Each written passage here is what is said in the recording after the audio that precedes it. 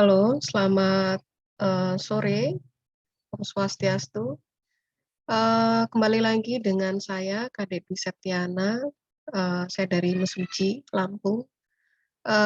Untuk hari ini spesial saya tidak akan membahas tentang tools-tools yang dipakai untuk kegiatan pembelajaran, namun pada hari ini saya akan mencoba menjelaskan, terkait dengan, sebuah pertanyaan yang, saya dapatkan. Saya akan bantu untuk membacakan.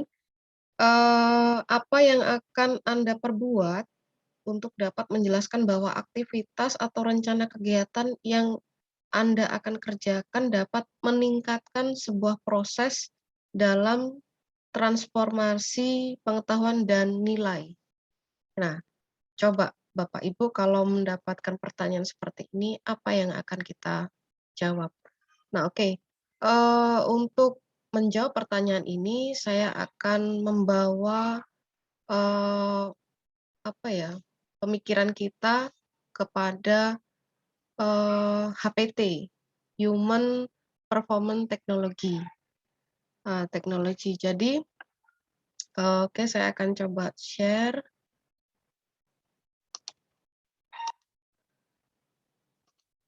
Nah, Bapak Ibu, untuk menjawab pertanyaan ini, saya akan, menjelaskan tentang HPT, ya. Jadi, nih, Human Performance Technology atau HPT model. Nah, jadi untuk, Bapak Ibu, bagaimana sih untuk melihat apa yang kita kerjakan dapat meningkatkan transformasi pengetahuan dan nilai? Kita, kembali ke model HPT terdiri dari beberapa tahapan. Itu ada analisis kinerja, analisis penyebab, kemudian pemilihan, desain, dan pengembangan intervensi, kemudian implementasi intervensi, dan pemeliharaan serta evaluasi.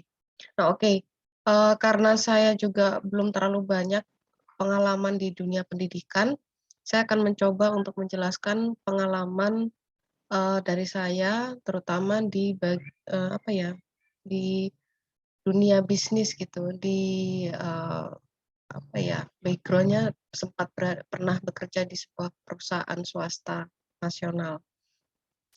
Nah, untuk menjawab pertanyaan itu, saya akan membawa dunia Bapak Ibu atau mindset Bapak Ibu untuk, melihat apa sih itu HPT atau Human Performance Technology. Jadi, yang akan kita bahas ada analisis kinerja. Misalnya kita tetapkan saja contohnya bagaimana jika kita menjadi seorang, apa ya, koordinator promosi lokal atau istilahnya kepala promosi di suatu perusahaan. Nah, ini, belajar dari sebuah pengalaman, ini mengupas setiap tahap pada model HPT, kita berawal dulu pada tahap, yang paling awal yaitu analisis kinerja. Apa yang perlu kita pelajari tentang analisis kinerja? Bisa kita lihat bersama, analisis kinerja itu dimulai dengan melakukan analisa visi, kemudian misi, nilai, tujuan, dan strategi apakah yang ada kesenjangan dan terkendala dari beberapa faktor. Kemudian diteruskan pada tingkat hasil yang diinginkan dari kinerja itu sendiri, apakah masih ada kesenjangan untuk melakukan analisis lingkungan baru, bisa menyimpulkan keadaan sebenarnya dan menemukan kesenjangannya. Nah, maksudnya Bapak Ibu, jadi untuk menganalisis kinerja ini kita sebagai kepala koordinator promosi lokal, misal kita mempunyai produk utama kita adalah, mie instan, jadi bagaimana produk kita bisa, misal visinya adalah bagaimana, menghasilkan produk yang diharapkan atau menjadi suatu kebutuhan pokok bagi masyarakat. Kemudian misinya, cara-cara apa sih yang dapat kita lakukan sebagai koordinator promosi lokal, untuk, membuat bahwa masyarakat lebih memilih produk kita. Misal dengan, apa ya, ada promo-promo tertentu, kemudian kita lihat, rasa yang diinginkan oleh masyarakat, misal ada bumbu kriuknya, kemudian misal ada, apa ya, tentang, bumbu kriuk, kemudian rasa yang lebih dominan ke, apa ya, original, ada juga yang bahan dasar mie-nya mungkin sudah tambahkan dengan, apa ya, bumbu yang ciri khasnya tersendiri, kemudian bahan mie-nya sudah dari bahan yang sehat gitu, seperti dari bayam, dari daun kelor, dan lain sebagainya. Kemudian tujuannya menjadi, apa ya, produk nomor satu, misalnya untuk di nasional gitu, untuk di Indonesia. Kemudian strategi apa yang harus kita lakukan? Misal strategi yang harus kita lakukan adalah memasarkan sebaik mungkin, kemudian sampai ke toko, yang kecil ya, toko retail, kemudian toko grosir, kemudian pedagang asongan itu semua kita, apa ya, coba untuk pasarkan. Jadi awalnya masyarakat atau orang itu mencoba, akhirnya semua permintaan itu lebih mengarah kepada produk yang kita, ciptakan. Nah, kemudian setelah itu kita ada, analisis bentar, analisis penyebab. Kemudian setelah melalui tahapan analisis kinerja, menyimpulkan apa yang menjadi penyebab terjadinya kesenjangan antara keadaan sebenarnya dan hasil yang diinginkan. Maka perlu dianalisis penyebab menurunnya kinerja yang paling dominan. Cara yang dilakukan dengan menganalisa ketiadaan dukungan dari lingkungan berupa data informasi dan umpan balik. Nah, untuk analisis penyebab, pada waktu itu saya pernah mengalami bahwa produk yang saya pasarkan atau produk yang saya jual itu, sempat menjadi nomor 2, kalah dengan kompetitor lainnya. Nah, setelah itu untuk di wilayah kota.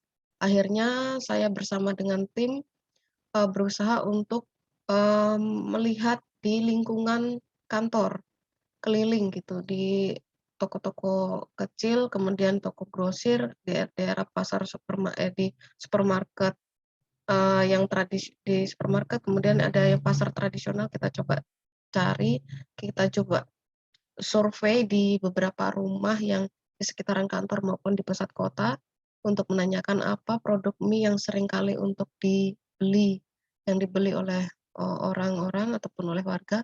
Ternyata memang benar permintaan ataupun daya beli, istilahnya keinginan untuk membeli produk, kami itu sangat berkurang karena adanya kompetitor lain. Nah, jadi kita harus menganalisis penyebab, apakah memang, sales-nya yang tidak me apa ya, membantu pemasaran itu tidak bekerja secara maksimal, atau mungkin rasa, mie yang, produk kita itu yang rasanya kurang, enak gitu. Nah, atau ada penyebab lain seperti mungkin, apa ya, kualitas dan lain sebagainya. Nah, kemudian, untuk atau mungkin kurang promosi, itu juga bisa menjadi apa, penyebab. Kemudian yang selanjutnya yang C, pemilihan dan desain intervensi. Apa yang dimaksud dengan pemilihan dan desain intervensi? Pemecahan masalah dirumuskan dengan beberapa alternatif intervensi yang mungkin dilaksanakan oleh organisasi untuk mengatasi kebuntuan. Intervensi dapat dilakukan dalam bentuk rekayasa organisasi, pelatihan, mentoring, dan coaching adalah contoh pendekatan yang dapat dilakukan dalam pemilihan dan desain intervensi. Nah, pemilihan dan desain intervensi seperti apa ya? Seperti istilahnya campur tangan lah gitu. Ada pelatihan. Nah, waktu itu ketika, ketika produk mie kami menurun, jadi dari Jakarta itu, dari pusat, eee, terjunlah sebuah tim yang keliling untuk di wilayah semua di Indonesia yang ada, masuk ke PT-PT kami, ya. Jadi melatih KPL atau koordinator promosi lokal beserta tim sales-nya, tim marketing-nya, tim promosinya untuk mampu membuat, apa ya, sampling mie. Jadi membagikan gratis sebuah produk mie yang waktu itu baru diluncurkan, gitu. Jadi membuat sampling mie, membagikan mie secara gratis yang kita mulai dari pemukiman, kemudian dari pasar tradisional. Jadi, kita mengadakan sebuah kegiatan yang mereka bisa mendengarkan musik dan sambil bisa makan mie di sana. Jadi yang mie itu masih mie mentah gitu, jadi, melakukan pelatihan gitu, pelatihan kita dilatih untuk membuat atau menyeduh mie dengan tepat, memasak mie dengan tepat, tidak terlalu matang, rasanya tepat dan bumbunya merata, itu bagaimana caranya kita dilatih, kemudian kita terjun eee ke pasar tradisional, ke pemukiman, kita bawa tenda, bawa kompor dan lain sebagainya, kita membuat, kita bagikan secara tertib. Nah, itu akan memancing, orang-orang yang tadinya mungkin hanya melihat, mie yang tadinya mie baru di, apa namanya, di TV, tapi setelah kita ada, mereka mencoba untuk me mencicipi produk terbaru dari perusahaan kita. Nah itu pelatihan yang diterapkan kepada seorang koordinator promosi lokal beserta timnya, yang akhirnya sampai ke masyarakat atau orang atau target yang diinginkan. Ada mentoring, kemudian istilahnya di apa ya, diarahkanlah seperti itu, KPL atau koordinator promosi lokalnya. Kemudian dilatih bagaimana caranya, membuat atau menyajikan mie dengan cara terbaik. Kemudian dan waktu itu memang hasilnya cukup memuaskan ya, jadi peningkatan mie juga, secara data yang kita dapatkan, itu secara sales itu bagus, mengalami peningkatan untuk di kota dengan beberapa sampling. Waktu itu 1 hari kurang lebih sampai, kita ada 7 tim, untuk 1 hari bisa sampai 3.500. Dan 5.000 sampling mie, dibagikan dari pagi sampai sore itu gratis untuk warga ataupun masyarakat. Kemudian untuk selanjutnya adalah, eee, implementasi intervensi dan perubahan. Nah, ini ada pemilihan pelatihan sebagai suatu intervensi yang diharapkan membawa dampak yang signifikan terhadap kinerja organisasi. Di antaranya perubahan manajemen, proses berkonsultasi, pengembangan pegawai, dan komunikasi hubungan sosial dan membangun perserikatan. Dari hasil tersebut kita bisa, menilai apakah pelatihan benar menjadi solusi yang tepat sebagai pemecah kebutuhan masalah. Nah, ini implementasi implementasi intervensi, implementasi campur tangan dan perubahan. Nah, kita bisa melihat apakah pelatihan dari, mentor yang datang atau coach yang datang dari Jakarta itu benar-benar, mampu membuat sebuah pelatihan yang untuk KPL beserta timnya untuk bisa membuat atau memasak mie dengan baik agar masyarakat bisa mencicipi ataupun merasakan produk terbaru.